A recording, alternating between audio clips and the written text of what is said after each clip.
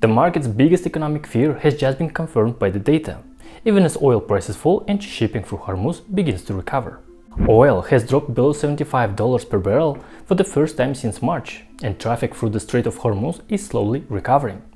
Around 35 ships crossed during the last 24 hours, with close to half of normal shipping volume now restored. On the surface, this looks like the first sign that the worst part of the crisis may be passing, and Trump certainly sees it that way. The war is going very well.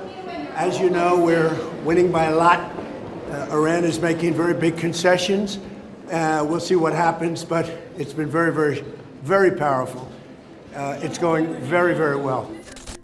But markets are not reacting like the danger is gone. The Nasdaq 100 a few days ago opened with a brutal 2% decline and erased previous gains. That move came because the latest inflation data officially confirmed the fear investors have been carrying since the Iran conflict began. PCE inflation reached 4.1%. This is the Federal Reserve's preferred inflation measure, and it is now running at more than double the Fed's 2% target. But the real concern is core PCE, which removes food and energy, and it climbed to 3.4% in May.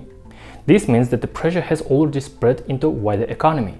Yes, cheaper oil will help, but the rest of the economy doesn't adjust at the same speed. Companies do not immediately cut wages, renegotiating freight contracts or lower retail prices after a few days of falling crude. That is how inflation becomes sticky. The original shock may begin with energy, but the damage keeps moving through the system long after the oil chart turns lower. And that leaves the Federal Reserve with much harder decision, especially now that latest growth data has came in stronger than expected. Personal consumption increased and the GDP growth came in at 2.1%, well above the 1.6% estimate. The economy is still expanding while inflation is running at 4%. And these numbers give the Federal Reserve very little reason to stay passive. But Trump is pushing in the opposite direction. It's all about the interest rate. Lower the interest rates, you can have all the housing you want. But you have to understand, I don't want to hurt people that own houses too. Low interest rates will solve everything. Will solve that. Now, despite that, we're doing well with housing. But where we're really doing well is oil is plummeting and costs are coming down. The housing argument sounds simple, but the result could be very different. Lower mortgage rates would bring more buyers back into the market that still has limited supply. That would likely push home prices higher and make the affordability crisis even worse for the first-time buyers. Cheaper credit would also encourage more borrowing and more spending across the economy. That is the last thing that the Fed wants with inflation remaining this high. Trump is asking for another boost to demand while the latest data shows that system is already running too hot. Warsh has also made the market more vulnerable by moving away from traditional forward guidance. Investors may receive far less warning before a major policy change. He recently said that Fed has missed its 2% inflation target for the 5 years straight, and the economy has now spent 63 consecutive months above the Fed's comfort zone. Those comments cannot be ignored. Warsh has made it clear that he intends to repair the Fed's credibility. He has also said that next 3 to 6 months will matter more than any single report. So one strong inflation print may not trigger an immediate move, but the direction is becoming obvious. Markets are still largely positioned for rates to remain unchanged. A surprise hike would force a rapid repricing across stocks, bonds, housing, and the more speculative parts of the market. Investors have built their positions around stability, and Warsh has already removed the guarantee that they will receive a clear warning. At this point, the Fed's decision may be shaped by events far outside its control, whether the fragile agreement with Iran over the Strait of Hormuz continues to hold. Shipping has started to recover, and roughly half of the normal traffic is moving again. That has helped push oil lower, but the situation remains extremely unstable. Iran is reportedly considering service fees for access through the strait, potentially generating as much as $40 billion a year. Trump has already rejected the idea for paying any kind of toll for Hormuz transit. That disagreement could become one of the biggest obstacles in the negotiations. Trump believes the United States has overwhelming leverage and that Iran has already been forced into major concessions. And I said, we're going to journey down, we're going to do what we have to do, and we did. We knocked the hell out of them, and now we're negotiating from a position of pure strength. Pure strength. They know that. And the strait's already open, and we're setting records of the strait. But we had to do that. We cannot let Iran have a nuclear weapon. that confidence may become a problem. If Washington keeps demanding more because Trump believes Iran has no real bargaining power, Tehran may decide that the agreement is no longer worth accepting.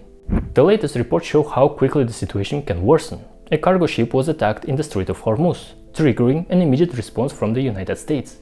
One incident doesn't automatically restart the war, but this is one of the most sensitive shipping routes in the world. A single attack can stop vessels, raise insurance costs, and destroy weeks of diplomatic progress within hours. If the talks collapse, shipping volume could fall again almost immediately. Oil would likely surge again, putting us right back where we started. That would leave Kevin Warsh with an even harder decision. The Fed would be dealing with renewed energy inflation, while existing price pressure was still spread across the economy. In that scenario, a rate hike would move from a growing possibility to an urgent response, and it could arrive much sooner than markets expect. The Iran agreement has now a direct influence over US monetary policy. If Hormuz closes again, the shock will quickly reach other major economies through the dollar and global borrowing costs. We already saw how nervous investors are. In just 27 minutes after the inflation data came out, the S&P 500, Nasdaq and Bitcoin fell together, wiping out nearly $1 trillion in combined market value. And that happened before the Federal Reserve had raised rates at all. G7 borrowing costs have already been rising for years, with the sharpest jump coming after Trump launched his trade war in 2025. A new Fed hike would add another layer of pressure to a system that is already under strain. Higher US rates pull money toward dollar assets because investors can earn better returns with less risk. The dollar strengthens while currencies in other developed economies come under pressure. That leaves foreign central banks with two bad choices. They can raise rates and slow their economies, or they can stay where they are and watch their currencies weaken further. A weaker currency makes imported oil, food, machinery and raw materials more expensive, which creates even more inflation at home. Japan is the clearest example, because it's already living through this problem. The yen is facing a historic decline, and the level of 162 against the dollar is being treated as a critical threshold. If the yen breaks through it, the Bank of Japan may be forced into emergency response. A senior BOJ official has already called for interest rate increases every few months. Further hikes now look increasingly likely. That may help stabilize the yen and reduce the cost of imports, but the pain doesn't disappear. Higher rates would raise borrowing costs for Japanese companies, households, and the government. Japan would simply move the pressure from the currency market into the domestic economy. And this wouldn't stay in Japan. Other G7 countries facing weaker currencies and higher import costs could be pushed toward the same decision. Eventually, the damage comes back to the United States. American exports to G7 economies total roughly $700 billion a year, equal to around 2.3% of US GDP. If higher rates weaken demand across Europe, Japan, Canada, and other developed markets, American exporters lose customers and corporate earnings take another hit. A broader G7 rate hike cycle would create a global slowdown that feeds directly back into US economy. But the slowdown wouldn't affect every country equally. China is well placed to take advantage. Its export grew by 19% in May, and Chinese products remain far more affordable across many global markets. If higher rates and stronger dollar keep pushing up production costs across the G7, more countries will look for cheaper suppliers, and China is ready to take the business. American consumers do not get the same relief. High tariffs still block many lower-priced Chinese goods from reaching the US market at competitive prices. That leaves households paying more for domestic products, more for imported goods from allied economies, and more for the limited foreign alternatives that remain available. Apple gives us a very clear example of how these costs reach consumers. The company is raising prices across its Mac and iPad lineups. A MacBook Air now costs $200 more. The MacBook Pro has gone up by $300, and the entry-level MacBook Neo is $100 more expensive. iPads have also increased by $150 to $200. Depending on the model, prices are up roughly 17 to 25%. Apple is already looking for another way out. According to the Financial Times, it is lobbying the Trump administration for approval to buy memory chips from China's CXMT, despite the company being on a Pentagon's blacklist over alleged military ties. Apple wants access because prices from Micron, Samsung, SK Hynix and other suppliers have risen sharply. The AI boom is tightening memory supply so much that one of the American biggest tech companies is now asking Washington to let it turn to China for relief. Apple has enormous scale, cash reserves, and purchasing power. If even Apple cannot fully absorb those costs, smaller firms have no protection at all. Consumers will keep paying for the pressure moving through the entire supply chain. Trump is also blaming oil companies for keeping gasoline prices too high. Gasoline or the oil prices have come down so much, and we are not seeing anything at the pump by comparison to what it should be.